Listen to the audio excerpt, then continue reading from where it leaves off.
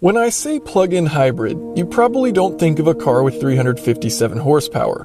When you hear 76 miles per gallon electric and gasoline combined fuel economy, you won't expect 420 pound-feet of torque. When you learn that there's 33% less carbon dioxide coming out of the tailpipe of this car versus a Toyota Corolla, you probably aren't expecting a 0 to 60 time of 4.2 seconds. And when you see an exterior with styling this bold, this ambitious, you don't assume it'll ever make it into production. And that's really the story of the BMW i8. Don't create any expectations, because they're all going to be wrong. And that's a good thing. So what is the BMW i8? Well, it's a lot of things, and what's really cool about it is the driving experience changes dramatically depending on which of the 4 modes you choose to be driving in. So first off, there is eDrive, and this is a purely electric mode, and so there's a 7.1 kilowatt hour battery on board, and this is good for 15 miles of electric only range, and this can bring you up to 75 miles per hour. Now this is only driving the front wheels, so in eDrive, this is a front wheel drive electric vehicle. But it doesn't always have to be that. Put it into comfort, and then the experience changes. And so now at this point, the engine is allowed to come on whenever it wants, and it can add power, and the engine is only powering the rear wheels. And so in comfort mode, you're kind of combining the best of both worlds, where you have efficiency when you're not really going for it, and when you put your foot down, it's going to kick on that engine and provide you with more power.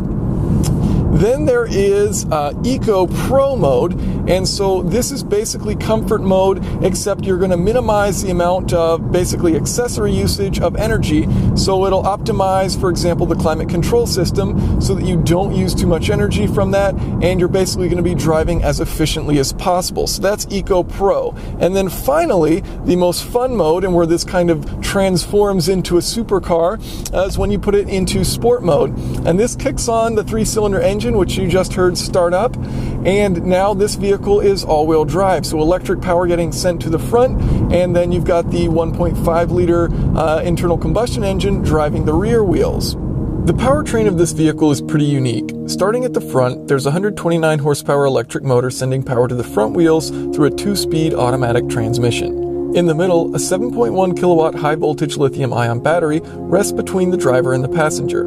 At the rear, a turbocharged inline 3-cylinder produces 228 horsepower and 236 pound-feet of torque, propelling the rear wheels through a 6-speed automatic transmission. The engine is also connected to an electric motor, which is used as the starter and also used to charge the battery as a generator. Keeping in mind that there are 2 power plants, 1 electric and 1 gasoline, and 2 transmissions, depending on the circumstances, it's theoretically possible for the car to be front-wheel drive, rear-wheel drive, or all-wheel drive. And so when you combine the torque of an electric motor, which is instantaneous, and then that turbocharged engine, when you put your foot down, you get immediate torque, and then it builds because of the turbo lag of the engine, so it builds up boost, and so you get immediate torque, you're slammed back in your seat, and then you continue to have that acceleration pull harder as that turbocharger spools up, and then you get the full power from the rear axle. It's a really cool experience, and it's pretty different than most of the cars I've ever driven, just because of how instantaneous the torque is immediately, and then it just continues to build, and it has a really cool feeling to it, and it pulls really hard.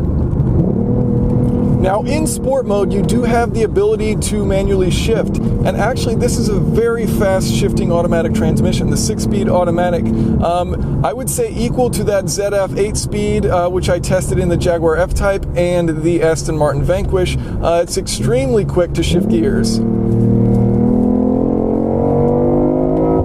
That sound, it sounds great. You know, there is artificial noise being piped in here through the speakers or through wherever to make you excited about what you're listening to.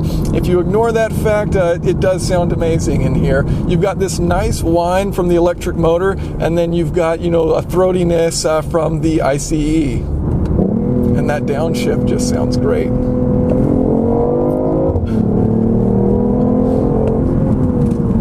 Pulls really hard, strong brakes.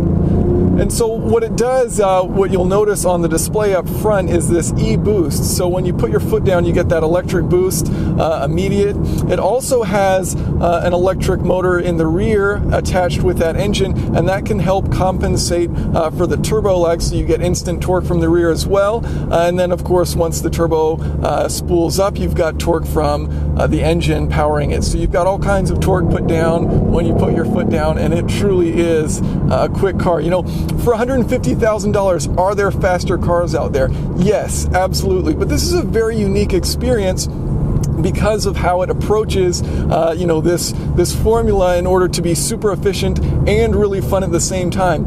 In my own testing, I did 46 miles per gallon on my fuel economy test run. That's the best of any vehicle which I've tested, except for the Volkswagen Jetta TDI, which was of course cheating. You know, so theoretically, it is the most fuel efficient vehicle I've tested, if you don't allow cheaters. And, you know, that's incredible. And that wasn't with a full battery charge. I just, you know, drove it once they delivered it to my house. So it had, you know, a decent amount of the charge, maybe 75% or so, where it could still drive in the electric mode for a bit. But it wasn't fully charged, and I did it in comfort mode, not Eco Pro. And so it's even possible for it to do even better than that, even better than 46 miles per gallon. You know, and if you charge it every time from your house, you're going to get 15 or so miles without the engine ever kicking on if you don't want it to. And yet all the while, this thing can hit 60 in 4.2 seconds. I mean, it really does it all. It's fast and it's efficient. And so many people think that combination isn't possible. And here's BMW to prove everyone wrong. So the car is decently light, 3,455 pounds. And considering that you've got that big battery sitting between me and the passenger, and you've got the electric motors up front, it's all-wheel drive, you know, that's not too bad of a weight. And that weight is evenly distributed amongst the front and the rear. So you've got about a 50-50 split. Part of that thanks to the fact that this is a mid-engine design, and this helps keep it really agile.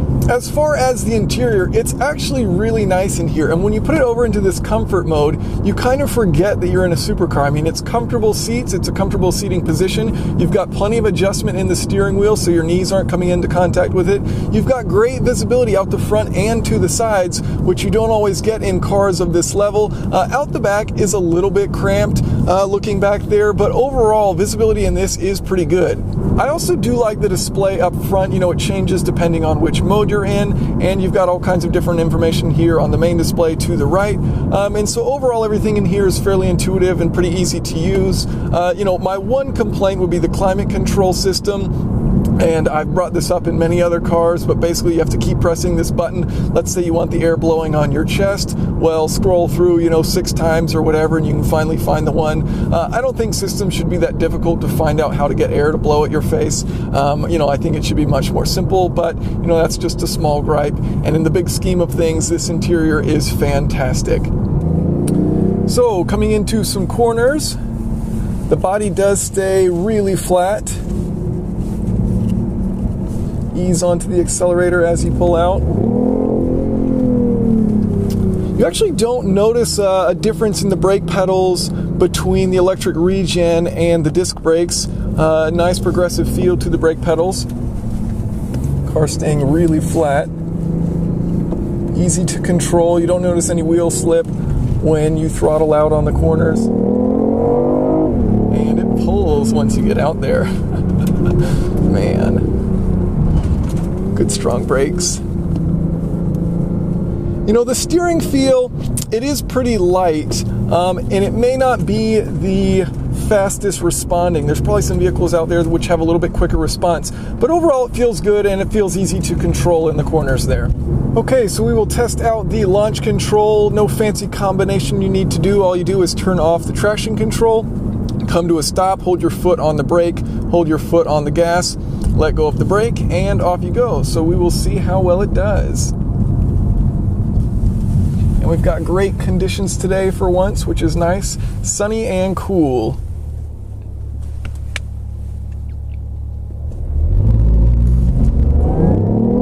Oh man, that pulls. Wow.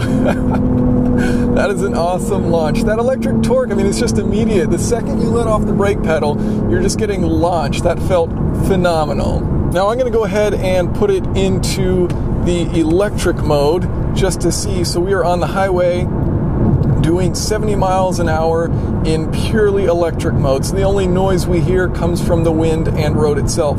I'd say primarily you just hear a little bit of road noise, not really much wind noise. And the maximum speed it can go in electric mode is 75. So let's see what happens. Ooh, we're doing 76. We've broken the machine and gone past the theoretical limit. So it's saying topping out at 76. I also like that when you press the button, it automatically moves the gear shift over. So if you've got it in sport and then you put it into eDrive or comfort, it moves the lever right over. Now, overall, how is the BMW i8? Well, if this is any indication of the future of supercars, it is something I am totally okay with. It's extremely fuel efficient, it's really fast, and it's this perfect combination of both efficiency and fun to drive, which I absolutely love. This car is just immense. I mean, there's really nothing that I don't like about it. The two most minor things would be the climate control and the fact that it has fake engine noise. But other than that, I mean, this thing is, you know, it's taking it to a different level. It's something that you don't look at and think, yes, that's going to go into production. And it's just amazing that a car like this exists. So thank you guys for watching. And if you have any questions or comments, feel free to leave those below.